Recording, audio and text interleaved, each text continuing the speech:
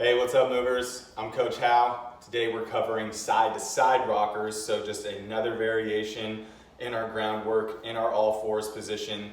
This rocking side to side is really just gonna help us learn to load pressure into one side, load and release and transfer to the next side for loading, transferring, loading, releasing, bringing it back over. So we're kind of getting into the feel of loading and releasing and making this this spiral pattern of loading and releasing from each extremity, one leg to the next. So we can do this with elevated rockers, we can do this on the floor, we can do this unassisted. There's no limit to how you can do side-to-side rockers. The whole purpose of side-to-side rockers, once again, is just learning to take the energy that we have now created in our backside, loading, releasing that energy, and reloading it into the next hip. So I always like to start with an elevated surface. If you want to move with me right now, go ahead and get yourself ready. Get your mat on the floor, whatever it is that you need to go ahead and move. Let's go ahead and get into it. So we can go ahead and start in our all fours rocker position. I'm going to go ahead and toe tuck this time. I'm going to align my knees in a straight line here. I don't have them completely touching. They have just a very small space, about a fist, maybe a little bit less. If you want to go 45 degrees open, knees kind of pointed out here, you can absolutely do that, but I do like to keep things neutral. Keeping things neutral on the ground, bringing things up to neutral, and then starting to work more on internal and external rotations, adding those into our movements later on, in my opinion, is what's going to find us best results. So stick with neutral for now. Knees pointed forward, feet directly behind. Once again, you can toe tuck, you can go feet flat on the ground. If feet are flat on the ground or toe tuck, let's just remember our heels are always away, playing on the outer blades of our feet or outer blades at the top of the feet. So whichever you choose is up to you and what you feel like may work best for you at this time. Once again, once we're in our all fours, we always want to find our pressure. So we're taking our thigh bone, we're driving it into the floor. We're taking our hips, we're bringing them high.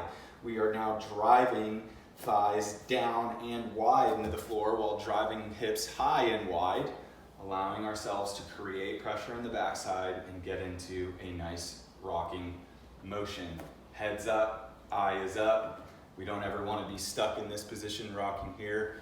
We want to be tall and proud so we can transfer this to a walking and running motion.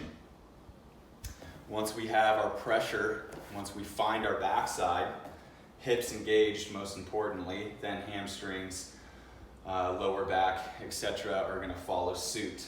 So once we have our rockers, we're simply just going to take a lateral shift to the right and rock back.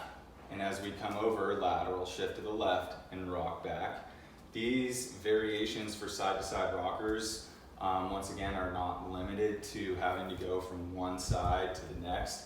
If you're trying to whack something out and you feel a little impingement on your right side, go ahead and spend a couple extra minutes, seconds, whatever you need, waxing out and kind of just playing around in whichever hip you need to play with.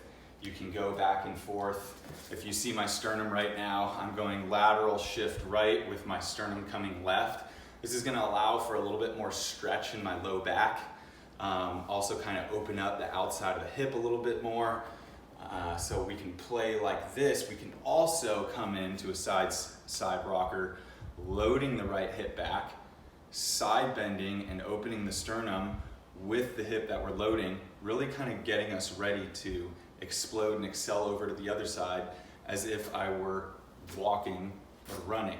So we can utilize our side-to-side rockers to really get a feel for what it might be like, once again, to load and then release, transferring weight into the next hip, loading, release, load, release, load, release. We're never losing the engagement in our backside. When I come here, I'm staying back, ready to rock into my next hip. I'm never rocking back, forward thrusting, extending, losing my engagement in my backside and then coming back in.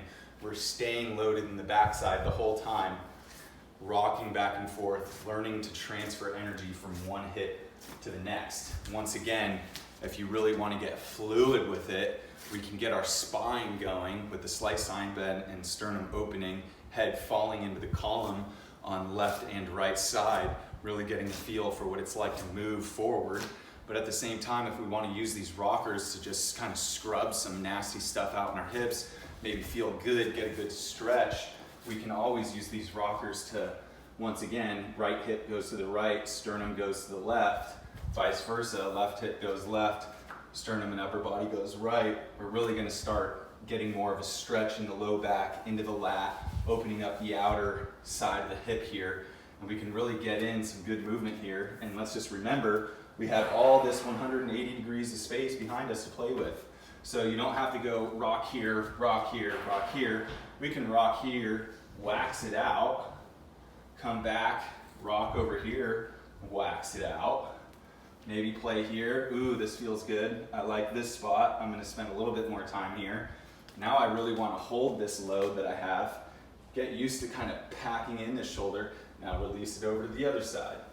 So these side-to-side rockers can be used for different priorities, whether you wanna find more space, find more engagement, find an outer or more backside part of the glute, or hamstring, whatever it is that you're searching for, and get used to playing with these side-to-side rockers. Notice as I bring it to the floor, and if you can really play with bringing your rockers pretty far back, you can almost sit in a seiza position and kind of rock back and forth here as well. And see this angle here.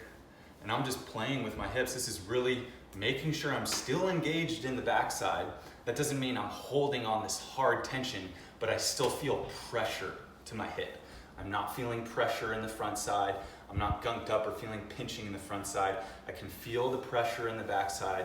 That's where I'm appropriating my movement to the backside. It doesn't have to be this hard pinching tension like I'm trying to squat a lot of weight, but I'm just making sure that the pressure is through the backside.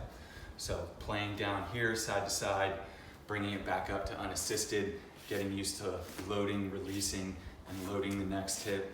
These are side-to-side rockers. Have fun with it. Stay blessed. Coach Hao out.